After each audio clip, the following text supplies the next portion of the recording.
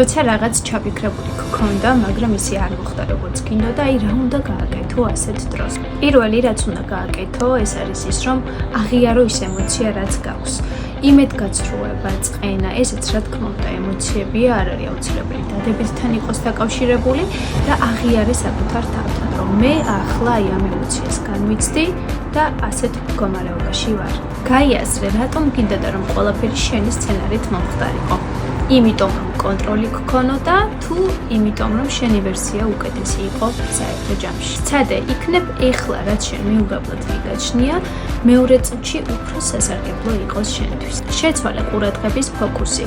არ კონცენტრირდე მხოლოდ იმაზე, რომ აი ზუსტად ასე უნდა ყოფილიყო. არამედ დაფიქრდი, რისი გაკეთება შეგვიძლია აი ახლა ამ რეალობაში. როცა აი ამ უარყოფით ემოციას უშვებ, უფრო მეტად რწმუნდები, რომ მეტი სიმშვიდე იმალება ყველაფერში, რაც ჩვენს გარშემო ხდება და სრულიადაც არ არის აუცილებელი, რომ შენი განსაზღვრული სცენით იცხოვრო.